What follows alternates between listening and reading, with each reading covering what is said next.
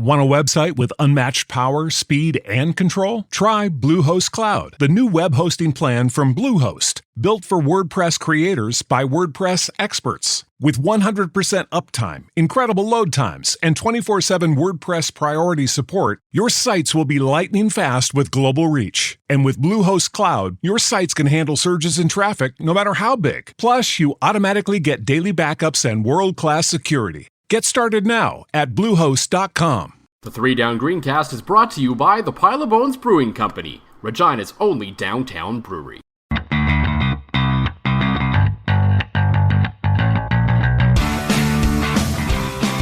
Well, it's an interesting episode this week on the 3 Down Greencast, as once again, my usual co-host, John Fraser, has decided to slack off for the week, and we don't really know where he is or what he's doing, but that's okay, as I like to think that this might actually be one of the more insightful episodes we've ever had, and definitely probably the healthiest episode we've ever had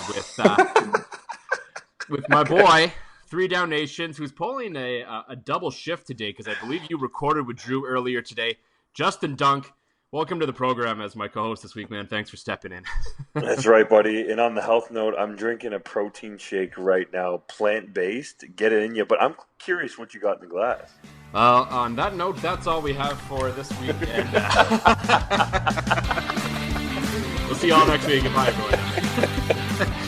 Just kidding. For me, I spent the weekend up in lovely Nokomis, Saskatchewan, where they got a cool little brewery there. So I'm on a little bit of an Nokomis kick right now. The Golden Ale, just a great straightforward kind of beer on a hot day like it's been for a couple of days here. A couple long, hard days call for just a great straightforward beer. So that's what I'm rocking today anyway. We don't really need to get into any further about what you're drinking because because you're stepping in, well, I guess we'll let that slide.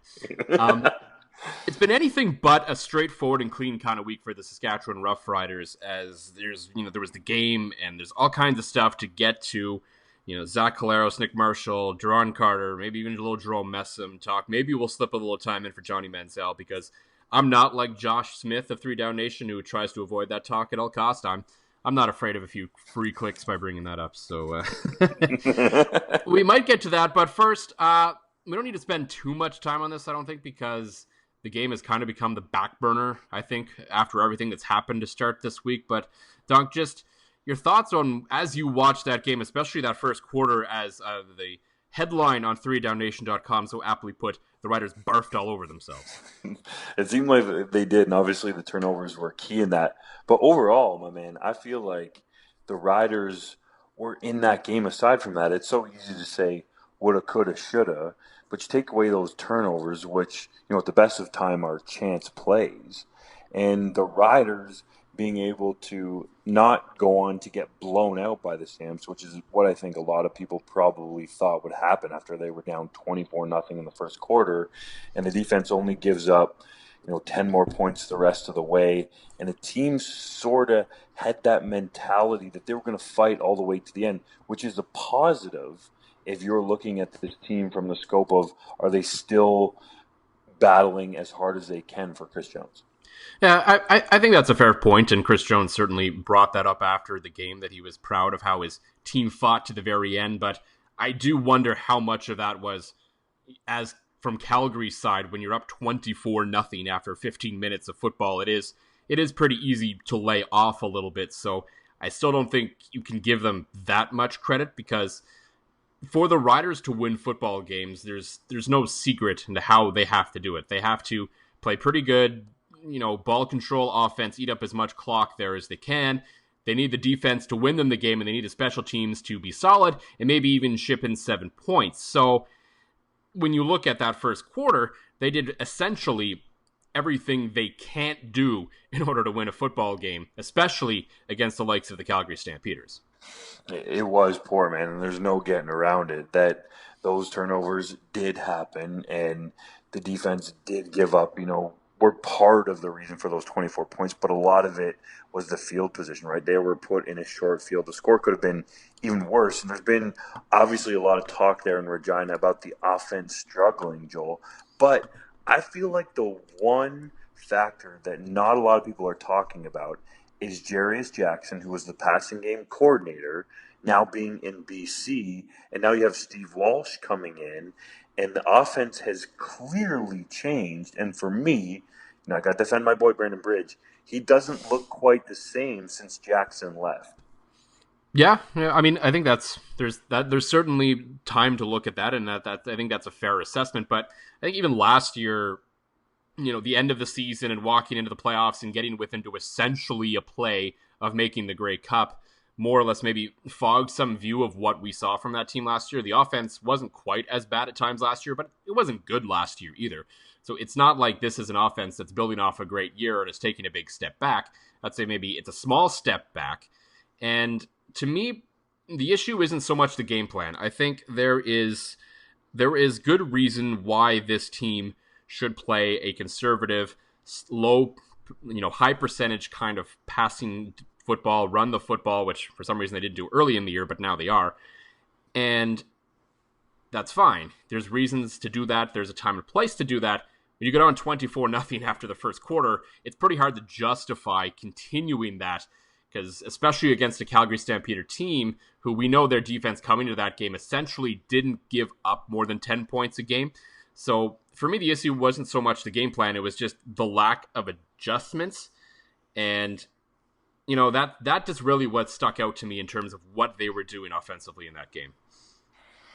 I would agree. And it seems like that they've kind of come in with that mentality, and I'm going to go back to it again, but since Jackson has left, that this more conservative approach has happened, which we saw, obviously, Brandon Bridge have success last year, and Kevin Glenn at times looked really hot throwing the football. There were other times where he was ice cold too, but Brandon Bridge to me just seems like he's playing kind of conservative along with the game plan that has been going along. I was going to say with handcuffs on, but he just doesn't really seem to be that same elusive guy outside of the pocket, hurtling over people like he did in Winnipeg last year on that sick touchdown run and producing a bunch of touchdown passes and very few interceptions. He only has one touchdown pass in the season and 3 picks. But as you said, that kind of goes along with the game plan. So I was just surprised that, at times they've taken their shots when it's been there and they haven't forced it. And there's a lot of people asking, well, Bridge isn't throwing the ball down the field, but it's not just that easy to force it in there if it's not there. If he's throwing it in double coverage and it's getting picked off, it doesn't matter where it is on the field. So you don't want him forcing it deep. No, and we saw that the week before in the game in Hamilton. They had their conservative game plan. It was working to a degree. It worked well. And all of a sudden, they got into the red zone, and I think they were around the 25-yard line, and they caught the Hamilton defense looking in, and that opened up Naaman Roosevelt in the end zone for a touchdown, which essentially ended up winning them the football game. So it certainly can work. So maybe we're not giving Calgary's defense enough credit for not biting too much on coming in and making sure that, okay, we know we have the short game covered. We're just going to make sure we don't give them the long game. I totally agree, man. I don't think Calgary's defense is getting enough credit overall for the entire season. It just seems to be kind of along the lines of what you said, that every quarterback seems to have a bad game or struggles against them. But there's a reason for that because they've been so darn good on D in Calgary. And I think another issue that's going on with this team offensively right now, other than the injury to Zach Collaros and Brandon Bridge kind of looking, a little less confident out there, because I'll agree he doesn't even seem to be as confident in his running game right now, which is weird to see because that was always the change of pace last year with Kevin Glenn, was you had the statue and then you had the sprinter coming in, right? And this year we're not really seeing that with Bridge, but I think there's been a marked drop-off in the receiving core. Now, part of that is because their best receiver is still playing defense until it looks like this week finally. And then Naaman Roosevelt missed basically that entire game. And so there's the young guys that they had hoped would step up, the Caleb Hollies and the likes, just haven't. And so I wonder if at some point eventually they're like, okay, we need to start looking somewhere else because these younger guys who we thought were going to have a step-up year just aren't. Yeah, and one of the guys would be Shaq Evans, a guy that they got from Edmonton after he was released among the final training camp cuts. They really thought he could be a guy that could, fill in a bit of the role for Duron Carter. But I'm curious to see what happens going forward after they've activated Zach Claros off the injured list. Because if you give Jerome Carter back to the offense and Caleros is there too, when Brandon Bridge didn't have that luxury for his 4 starts, that's a market difference. Oh, And absolutely. it's really hard. Yeah, it is. And it's really hard to evaluate Bridge without one of the best playmakers in the league, and no doubt the best playmaker on the Riders' offense. Naaman Roosevelt is super solid, and he's great too. But Duron Carter is the guy that you're going to want to throw the football up and let him go get it. Especially when you're a quarterback who's known to have some accuracy issues at times, and Jerron Carter's the guy that makes the impossible look easy sometimes. So you want that on your offense, and we've certainly beaten that to death on this podcast over the last number of weeks as this has gone on. But you brought up the important point now with the change in Zach Collaros, and that is probably now really the biggest news of the week was on Monday. We record on Tuesdays as usual. They decided to activate Zach Collaros from the injured reserve list. So that, to me, signaled right away, whether they were going to come out and say it or not, that he was going to start, because all of a sudden his entire cap hit for the entire time he's been injured now counts. So to me, it seemed like, well, it was going to be a complete waste of cap space if you activate this guy so close to him being allowed to practice anyway and then not play him. Well, I would totally agree, man. And our boy Drew Edwards is convinced that you can practice after 4 weeks on the 6-game injury list. I'm pretty sure it's 5. I thought it was 5, but I could be wrong.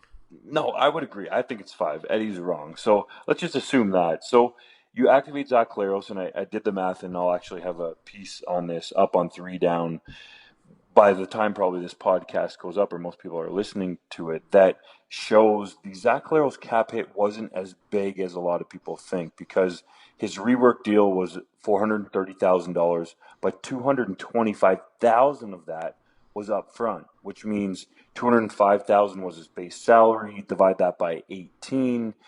It's roughly 11,000, I think, an 800 and change a game. Anyways, long story short, without getting into too much mathematics, the cap hit that the Riders will have to absorb for bringing Claros back is around $50,000 when you factor in Brandon Bridge's playtime incentives against that. So Brandon Bridge was getting $3,000 per start in playtime, which would have equaled out to $18,000 over 6 games. So it's about a $50,000 hit. But the team going into the year would have already been prepared for both of those players, Claros and Bridge, to play, and would have at least factored that into the salary cap. That's interesting though. I mean, it's not earth-shattering money that's going to change probably their cap landscape at the end of the year, but it is a number. If you say it's about 50,000, that is a little bit of flexibility at the end of the year if you do need to add, a cheap American here or there, and obviously they would have considered the money anyway, but any saved money at any point is always good, in my opinion, at least. And it was just interesting that they did it kind of close to the end of his 6-game win, especially on a short week heading into Edmonton. But based on what we've seen offensively, maybe it shouldn't really be that surprising that they're going to this well now, because clearly whatever's happening with the offense isn't working. So now they need to try Zach Collaros, especially since, as much as we talked about the offensive line earlier in the year, I wouldn't say they're world beaters at this point. They're not great, but there has been a marked improvement there. So maybe now it's time to see, okay, what will Zach Collaros do now that he's reasonably healthy with, a stable offensive line, Jerron Carter, Naaman Roosevelt, and everything kind of in place to where it should be. Well, there were 2 factors that stood out to me in Claros being activated quickly than most thought, because on Saturday night after the game, Chris Jones was asked when Zach Collaros might come back, and he felt like it was going to be potentially after the bye week, which would have been 1 week before his 6-game stint was up, and the same week that the Calgary Stampeders were going to roll into town again in week 10. But in that span of about 24 hours, Collaros is activated. He practices Monday. And then the second point that stood out to me was the fact that Collaros felt like he had been ready for about 2.5 weeks. So clearly there seemed to be a push from Collaros' end to come back and play. And thirdly, I guess I should mention the fact that Collaros kept an injury secret that he suffered in the preseason, which may have compounded this hit against Ottawa and ultimately caused him to miss more games. So all of those factors that went into this decision really are what intrigued me about it happening, as you said, Joel, quicker than most people thought. Yeah, and so, well, you bring up the interesting point of him hiding the injury, which we'll get into a whole other discussion about that in player safety in a second here. But I think, so if a guy's pushing to come back and he wants to play, but he's also hidden an injury from you in the past, to me, that raises a few question marks and a few alarm bells to saying, okay, are you actually ready, or are you just pushing because you want to play and you're a competitor? And that's great. There's a good side to that, but you did also lie to us about an injury that you didn't have, which could have maybe been avoided if we knew in the first place that there was something nagging you. Because if you go back to that game in Ottawa, it was hard to point out exactly where Zach Collaros got hurt in that game, which makes it easier to believe that, yeah, okay, he was in fact keeping something from the medical staff at the time. Agreed, man. And it ended up seemingly being that hit that he took, and there was more just a whiplash reaction as to what Claros called it. But I'm with you. And Claros talked about the pressure of being the new guy in town, looked at it as a franchise quarterback, obviously had the big signing bonus to go along with it. And for as much as Chris Jones said it was a competition in training camp, Joel, do we really believe that? No, not for a second. So- Not when one guy is making double the other, essentially. Like, no, that doesn't happen. Exactly. So Caleros probably thought after the injury he sustained in the preseason, well, if I miss time now and Brandon Bridge starts the season guns ablazing and lighting up offenses, maybe I don't get back on the field. That's only natural, I feel like, to enter a player's mind. Oh, 100%. I understand where Zach Collaros is coming from, but in this new age, this new era of football where we're all going on about player safety and, players are finally actually getting suspended for their dirty hits and there's these fines and all these new rules, it still shows really now at the end of the day, no matter how many rules that get put into place, no matter how safe the powers that be try to make this sport, it's still up to the players to tell the medical staff what the heck is going on with their bodies, because you can't test for everything. It's not like it's a broken bone or a sprained muscle. There are certain injuries that you just have to be able to say, you have to get over that level of machismo or insecurity or whatever the issue is and say, hey, this right now, it's not 100%. If I play, I could play, but it might get worse. So maybe we should look at this. It's just so tough as a competitor, man. I'm with you. For the ultimate health long term of the player, you would hope that would happen, but I can't help but try to, at least. I've never been in Claros' shoes as a franchise quarterback, but understand what he was thinking there, and that he just, badly wants to be out there with his teammates. That's part of the reason he was such a good leader, and all the guys wanted to follow him in Hamilton, was that sort of, as you said, macho man attitude that he can withstand anything and just wants to be in there. Yeah, as I said, I understand where he's coming from, and this isn't a shot at Zach Collaros. This is just kind of big picture talking about really the world of sports, frankly, not just football. It happens in every sports. It happens everywhere. And I think if pro sports is going to evolve, eventually they're just going to have to get over that. But speaking of evolving, I think the one kind of under a talked about move that's probably going to happen this week maybe is at least the impending return of DB Nick Marshall, and how that finally puts that defense back into place. It puts Deron Carter back on offense. And they could use Chris Carter too, probably. But so it puts Deron Carter back on offense because for whatever reason, Chris Jones didn't really trust anyone else to play DB besides his guys. So is order finally being restored to this roster at this point with some of the other news we've heard this week? It could be if Nick Marshall is back. As you mentioned before, Deron Carter potentially shifts back to offense if that happens. But if Marshall's not healthy enough, and judging off what Chris Jones said on Tuesday, it doesn't seem like he's going to force him back. That means that Deron Carter continues to play at DB, and it's still the similar sort of roster situation. But if Marshall comes back, Deron Carter goes back to offense, they essentially have their full complement of players. There's obviously still some other guys that are on the injured list, but for the Mhm. most part, their star guys are all healthy, barring Naaman Roosevelt playing, which it seems like he's going to be all right on the roster. So you're going to get a real picture of what the team could have looked like for those first 5 games after Marshall went out with Duran on offense for hopefully, if your rider's faithful, the rest of the year. Yeah, and it certainly couldn't come at a better time because I think in this sort of 6 game stretch where they're playing all Western opponents, which as I wrote on 3downnation.com, will probably define their season. This little stretch, are they a contender? Are they in contention for a home playoff game? Are they a bubble team? What are they? We'll probably find out over the next now 5 games. I don't think losing to Calgary is all that shocking, but there's a weird side of me that still feels like there is a shot this week against Edmonton. And if there's any stretch within the 6, because I think really highly of Calgary, I think really highly of Winnipeg because of the Canadian depth they've amassed there. If there's the spot in this bubble where they can make a statement that, hey, this team is not going to be a pushover. This team is going to compete all season long and really fight for possibly even a home playoff spot. They might have to win this game against Edmonton and do it pretty convincingly.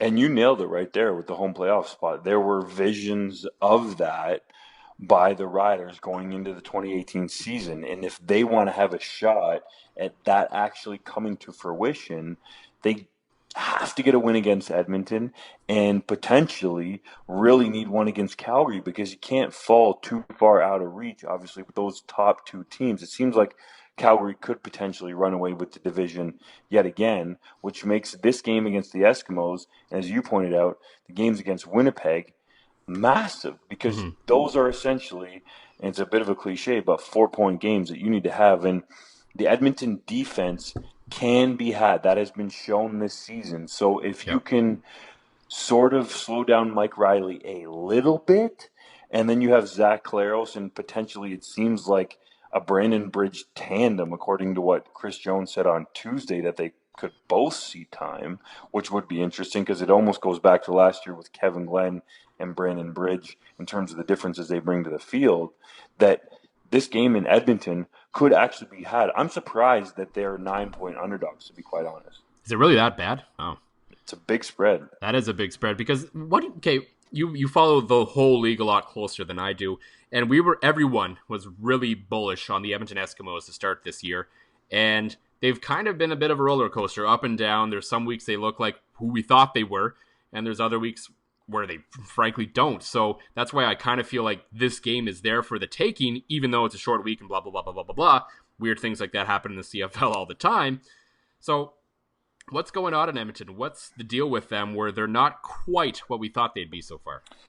There's been a lot of injuries in the secondary to start with. Johnny Adams and Arjun Colquhoun, their standout Canadian, have been out for periods of time through the season. And quite honestly, the defensive line hasn't produced the type of pressure. And one guy in particular, Alex Bazzi, who they brought in free agency and paid about $160,000 a year to, really hasn't done anything of consequence. So when your back end is banged up and you have a bunch of rookies playing back there, both Canadian and American, combined with the front end not really getting a lot of pressure. That said, the outstanding Canadian Kwaku Boateng had 3 sacks last week in Montreal to vault him up in second in the league in that category.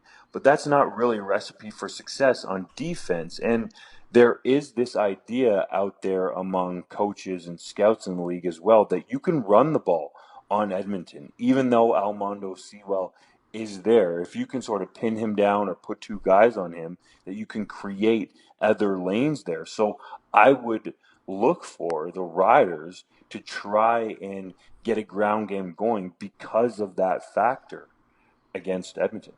So I'm going to put you on the spot here a little bit then, I guess a little bit of a slam dunk preview. Do you think do you think, you said at 9-point spread, do you think the Riders at least cover that this week? Man, I do. It's actually been bet down to 8, which tells you there's been some money coming in on the Riders since it opened at 9. But I'm all over the Riders taking the points. That is obviously over a touchdown. It's a much bigger line than I thought it would have been. I figured it probably would have been in the area of 4 or 5 points given that home field is 3 when you're about even against that team. But for them to get more than a touchdown against Edmonton on the road, I'm not so worried about that. It's the defense of the Eskimos that I don't have faith in. And I really do feel like Chris Jones has a unique intel on Mike Riley. That said, Riley does too on that defense, but I feel like that could possibly help Jones more in terms of trying to slow down that Eskimo offense. Yeah, no, that's fair. I think it's not a surprise that the Rider defense is going to be the key in this game because they're going to need to slow down Mike Riley. But we've seen them do this before. They effectively neutralized Jerome Messam for 2 weeks when he was looking like a early favorite potential MOP candidate. And then, they ran into the Riders, and Hamilton's kind of fallen into the skids a little bit since then. So this team has proven that even going up against high-powered offenses, they can get there, and their defense can get the job done for them. So if they can get in Mike Riley's kitchen, if they get in his kitchen, but also keep him contained a little bit, because we do know that when he takes off, bad things tend to happen for defenses. So it's going to be about pressure, but also trying to contain him as well. So if they do that, I actually kind of like their chances in this game. Yeah, man. And to be honest, I have picked the Riders a couple times when they've been big underdogs already this season, and they've covered for me, but straight up as well. I hate them, straight up to win uh, in Hamilton, and even the week before, I felt like it was just a good spot for them, and there was too much line value. I feel like this is a legitimate opportunity for the Riders to go in there as freaking 8-point underdogs and come out with what we would call in betting terms a money line win, but a W in the column. So you talked about the running game and how it's possible against the Edmonton Eskimos. One guy we know who won't be there and won't be running the football is Jerome Messam, after kind of in a situation that came out of nowhere. I don't think any of us were expecting this, and the team did what they had to do. And I don't really know what to say about this one. Frankly, it's just a weird story that I don't really feel like any one team. I don't think you said it. Calgary didn't know. Even if the Riders did know, I don't think they were at a point yet where they could really hold it against him, considering he hadn't formally been charged yet. So it was probably always looming that if it happened, this would happen to you. But until that point, it's hard. I don't think an employer should be able to put action against their employee before they've been formally charged of anything. So it's just kind of a weird situation that evolved, and I don't think you can really hold anyone to account other than Jerome Messam. Agreed. And one point that should be made is innocent until proven guilty. And Messam Yeah. has said that he feels like very soon he wants to be found not guilty of the accusation and be able to continue his playing career.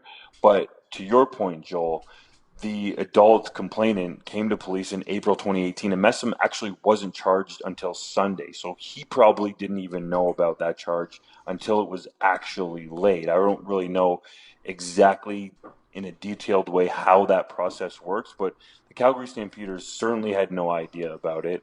And from all I've heard, the Riders reacted as quickly as possible, as well as the league did. Commissioner Randy Ambrosi saying he will not register a contract for Jerome Messam until the court process is played out. So they really acted quickly. I feel like that deserves some credit there for the team and the league acting quickly in a situation, as you said, Joel, that's really sticky. And to be quite honest, we'll see what the court process does for Messam, but it's just not a good look either way.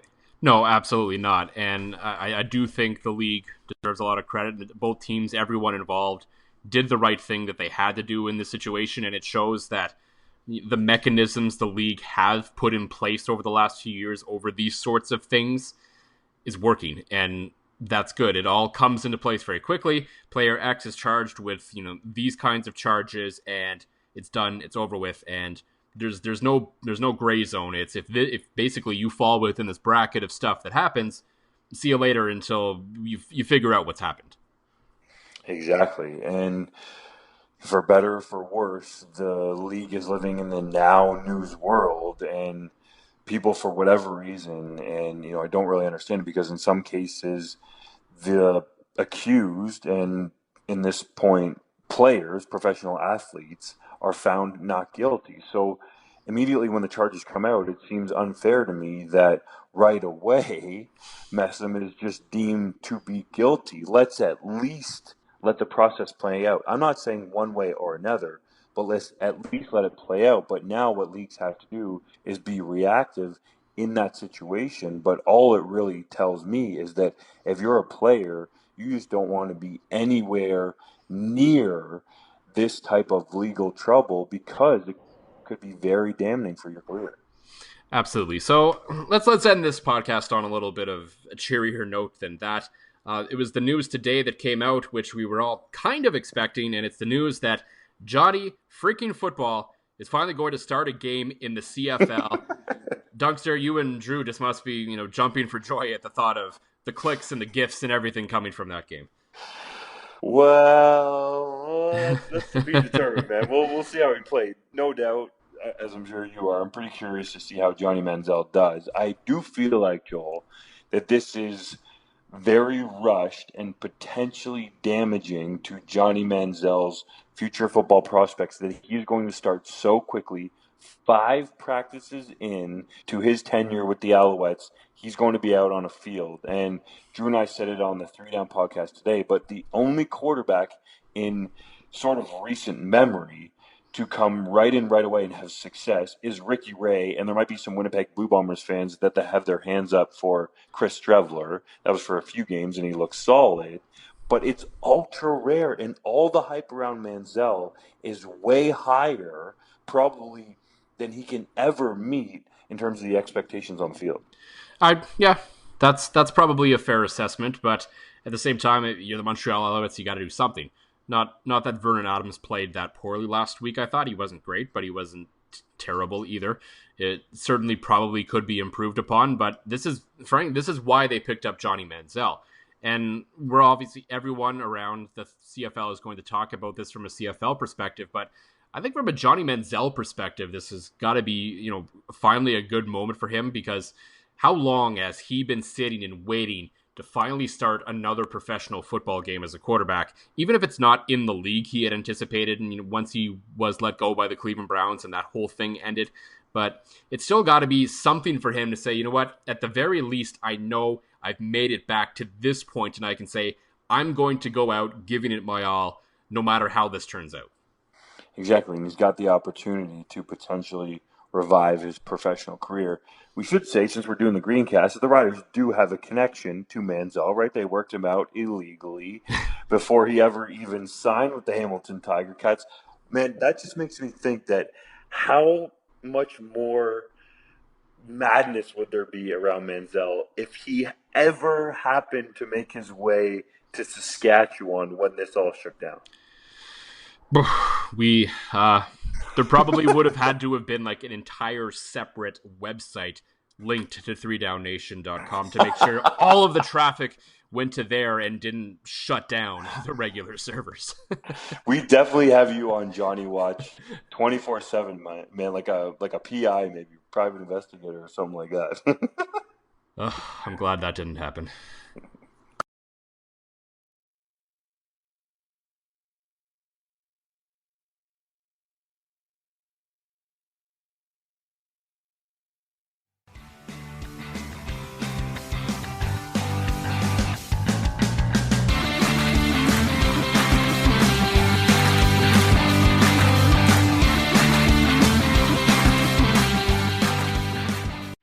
If you're a facilities manager at a warehouse and your HVAC system goes down, it can turn up the heat, literally. But don't sweat it, Grainger has you covered. Grainger offers over 1 million industrial-grade products for all your operations, including warehouse HVAC maintenance. And even better, they offer access to experts and fast delivery, so you and your warehouse can both keep your cool. Call 1-800-GRAINGER, click Grainger.com, or just stop by. Grainger, for the ones who get it done.